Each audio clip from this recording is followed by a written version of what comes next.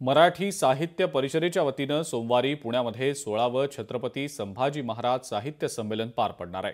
कवी लेखक शरद गोरे या संमेलनाचे उद्घाटक असणार आहेत। संमेलनाच्या अध्यक्षस्थानी ज्येष्ठ साहित्यिक श्रीपाल सबनीस असतील। छत्रपती संभाजी महाराज यांनी लिहिलेल्या बुद्धभूषण या संस्कृत ग्रंथाचे अनुवादक संमेलनाचे उद्घाटक शरद गोरे यांच्यासोबत संवाद साधलाय आमचे प्रतिनिधी चंद्रशेखर भांगे यांनी। सोमवारी पुण्यात छत्रपती संभाजी महाराज साहित्य संमेलन पार पडत आहे आणि या साहित्य संमेलनाचे उद्घाटक लेखक कवी शरद गोरे आपल्या समेत आहेत। गोरे साहेब, छत्रपती संभाजी महाराज साहित्य संमेलन पुण्यात पार पडत आहे।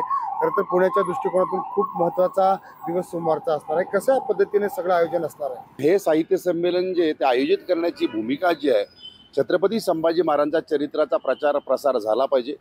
त्याचबरोबरीने आपण बघितलं, जागतिक कीर्तीचे विचारवंत आणि लेखक साहित्यिक छत्रपती संभाजी महाराज जगाला समजले पाहिजे।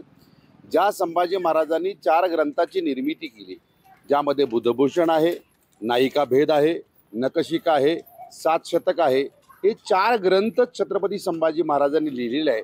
त्यातला बुद्धभूषण हा ग्रंथ जो आहे तो मी मराठीमध्ये काव्य अनुवाद केलेला आहे। खरं तर साहित्यकांची मोठी मेजवानी आपल्याला सोमवारी पाहायला मिळणार आहे। किती एकंदरीत या साहित्य संमेलनामध्ये साहित्यिक येणार आहेत आणि कशा पद्धतीने कार्यक्रमाची रूपरेषा असणार आहे?